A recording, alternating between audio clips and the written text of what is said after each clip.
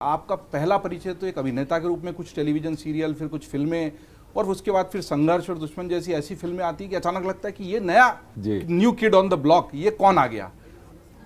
वो बुंदेलखंड से निकल के और फिर ओशो की धरती के पानी के इर्द गिर्द घूमते हुए और अचानक फिल्मी दुनिया का सफर कैसे तय हो गया?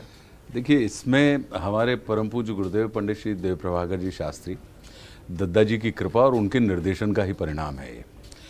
हम जब जितने छोटे होते हैं तो हमारे अंदर बहुत सारी आकांक्षाएं होती हैं, बहुत सारी कामनाएं होती हैं, और हर कामना में हर बच्चे को ये लगता है कि इस कामना को मैं पूरा कर सकता हूँ, मेरे अंदर ये क्षमता है।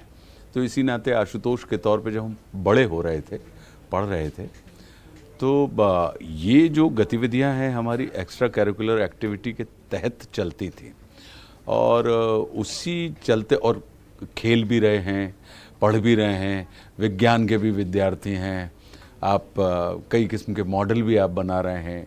हर चीज़ में ये लगता था कि मैं ये भी कर सकता हूँ, ये भी बनना चाहता हूँ, ये भी बनना चाहता हूँ। धीरे धीरे समय बदलता चला गया, बढ़ते चले गए, सारी गतिविधियाँ एक समय के बाद रुकती चली गईं, लेकिन एक ये जो अभिनय है वो निरंतर जारी रहा। और फिर परम पूज्य दद्दा ने हमसे कहा कि बेटा अब समय आ गया है कि अपने पैशन को अपना प्रोफेशन बनाना है, और इसके लिए तुम नेशनल स्कूल ऑफ ड्रामा में अप्लाई करो। और हमने किया, और ये गुरु कृपा का ही परिणाम है कि फर्स्ट अटेम्प्ट में हमारा सिलेक्शन हो गया। लोगों की जिंदगियां निकल जाती हैं, एनएसडी में क्लियर निकल जाती हैं, बिल्कुल निकल जाती हैं। और उसके पहले ये एनएसडी के बारे में भी दद्दा ने ही मुझे जानकारी दी थी कि एक राष्ट्रीय नाट्य विद्यालय स्कूल है, अन्यथा मैं सिर्फ FTII तक परिचित था। तो हुआ, और फिर जब ये अवसर आया 1991 में, तो वहाँ चले गए। और वहाँ जाने के बाद फिर अब आप आज की तारीख में आप देख ही रहे हैं कि जो कुछ भी है लोगों को दोस्तों से मिलता है।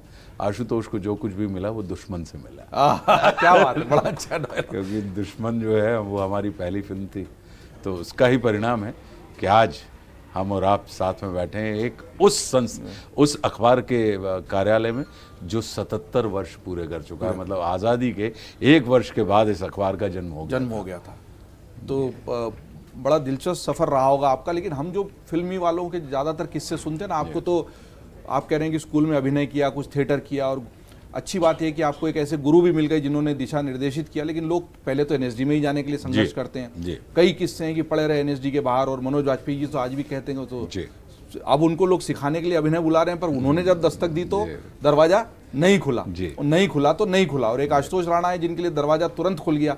लेकिन वहां से बंबई में गए तो हम सुनते कोई बेंच पे सोया, किसी ने चने खाए, मुरमुरे खाए, किराए के कमरे में रहा, दोस्तों से उधार लिया। वो संघर्ष वाली कहानियां आपके जीवन में भी रही हैं? देखिए, मेरा अपना ये मानना है कि संघर्ष उसको कहा जाता है जो हम किसी अन्य के कल्याण के लिए अपनी ऊर्जा का दोहन कर रहे हैं, या अपनी ऊर्जा का कहीं ना कहीं इन्वेस्टमेंट कर रहे हैं। मुझे किसी ने चिट्ठी डाल के तो बुलाया नहीं था कि आशुतोष राणा आप मुंबई आ जाइए, अगर आप नहीं आएंगे तो फिल्म इंडस्ट्री का बड़ा नुकसान हो जाए। ये मेरे अपने सपने थे, मुझे सिनेमा करना था, और अपने सपनों की पूर्ति के लिए किए जाने वाले आवश्यक उद्यम संघर्ष की श्रेणी में नहीं आते, वो आवश्यक उद्यमों की श्रेणी में आते हैं। तो मैं इसको ये मान के चलता हूँ कि जो जो आवश्यक था वो हमने किया, और उन्हीं का प्रतिफल है। रही बात इस किस्म के संघर्ष की, जिसको लोग जनरली ये कहते हैं, तो मेरे ऊपर लक्ष्मी जी और सरस्वती जी की कृपा शुरू से रही है कि और कुछ लोगों के काम धन से होते हैं, लेकिन गुरुदेव भगवान की कृपा से हमें एक वरदान है कि हमारे काम मन से होते हैं। तो धन आड़े नहीं आया, धन आड़े कभी नहीं आता। तो और हमारा अपना ये मानना है कि मन चंगा तो कटौती में गंगा, और किसी अन्य के सपनों को पूरा करने के लिए हम नहीं प्रयास कर रहे हैं। हम अपने स्वयं के स्वप्न को पूरा करने के लिए प्रयास कर रहे हैं। तो उसके लिए यदि आप पूजन पाठ करते हैं, हम लोग व्रत रखते हैं कि नहीं रखते हैं, उसको व्रत की श्रेणी में रखेंगे। लेकिन अगर सिनेमा में हमें काम चाहिए तो उसको मैं भूख की श्रेणी में रखूंगा, संघर्ष की श्रेणी में रखूंगा। संघर्ष की श्रेणी क्यों रखूंगा? तो जब भी कभी किसी अन्य चीज़ को या उपलब्ध करना होता है किसी चीज़ को, तो आप तप करते हैं, आप व्रत रखते हैं, ये उपवास की स्थितियां होती हैं। तो वो तप व्रत उपवास की श्रेणी में मैं उसको मान के चलता हूँ। मैं बिल्कुल उसको क्योंकि मुझे महसूस ही नहीं हुआ कि कभी आप देशाटन के लिए निकलते हैं क्या? हर जगह आपको 5 स्टार होटल, कभी कभी आपको हो सकता है कि लॉज में, या कभी कभी बस स्टॉप पे आपको रात के कल सुबह बस आएगी, और कोई तो आप सतत यात्रा में हैं। आप ये नहीं कहते कि देखिए हम तो उस यात्रा में गए थे तो हमने देखा कि भाई हमको बस स्टैंड पे सोना पड़ा या रेलवे स्टेशन। आप प्रतीक्षा में हैं किस चीज़ की, कि अब यहाँ से एक अगला वाहन आएगा, इस समय हमारा ये स्थान है। तो मैं इसको इस तरीके से लेता हूँ कि ये आवश्यक उद्यम है जो किए जाते हैं, किए जाने चाहिए। वो आत्मकथा में लिखना पड़ता है ना जी। जैसे मैं बताऊं कि हमारे पास भी ईश्वर की कृपा से अच्छा जॉइंट फैमिली का मकान था, पर गली के कोने पे एक पुलिया थी और उसमें लैंप पोस्ट लगा था। तो रात को 1-2 बजे सब दोस्तों के साथ पढ़ते थे, पुलिस वाला आया, क्यों तुम्हारे पास घर नहीं है, घर में बिजली नहीं है, यहाँ बैठ के पढ़ते हो? मैंने कहा नहीं भाई साहब, हमने बड़े लोगों की आत्मकथा में पढ़ा है कि वो लैंप पोस्ट के नीचे पढ़ते थे, तो इसलिए हम वहां जाके पढ़ते थे। तो ऐसा है ना, बंबई में जो लिए नहीं लिखे कि मैं बेंच पे सोया, चने खाए, दोस्त की जेब से पैसे चुराए, तो ऐसा लगता है कि इसने संघर्ष नहीं किया। आपकी फिल्म भी रही हालांकि एक संघर्ष। मैं बिल्कुल, मेरा चूंकि फिल्म आनी थी संघर्ष, इसलिए आपने वहां संघर्ष नहीं किया। इसलिए वहां संघर्ष नहीं। ये कैसे मिली? एनएसडी से निकल के दुश्मन सीधे मिली? जी, एनएसडी से निकलने के बाद एक बड़ा अच्छा ऑप्शन था हमारे पास कि हम अच्छे नंबरों में पास हुए थे। तो एनएसडी रेपेटरी कंपनी है। तो रेपेटरी कंपनी में आपको सबसे पहले एक आर्टिस्ट के तौर पे अपॉइंट कर लिया जाता है और आपकी तनख्वाह बन जाती है। अच्छा। तो हमारे पास एक विकल्प वो था कि जहाँ पे निकलते ही साथ आपको 40-50 हज़ार रुपए की नौकरी आपके हाथ में 1994 में। बहुत बड़ा पैसा था और बहुत बड़ा पैसा था। और आप प्रति शो उसका एक स्टाइफंड होता था कि पर शो अगर आप प्रतिदिन शो करते हैं तो वो आपको अलग से पैसा मिलेगा। तो उस नाते अगर देखा जाए तो 60-70 हज़ार रुपये महीने की व्यवस्था हमारे पास थी। लेकिन जैसे ही मैं पास आउट हुआ, चूँकि दद्दा जी का एक पत्र जिस दिन हमने ज्वाइन किया था एनएसडी, तो उस समय ये आया था कि बहुत शांतिपूर्वक अपनी ट्रेनिंग पूरी करने के बाद अगले आदेश की प्रतीक्षा करो। तो अब ये ट्रेनिंग पूरी होगी तो अगला आदेश क्या है, तो मैंने अपना सामान हॉस्टल से उठाया और झांसी में मैंने रखा और झांसी से सीधा दद्दा जी के आश्रम चला गया जो कि मध्य प्रदेश था।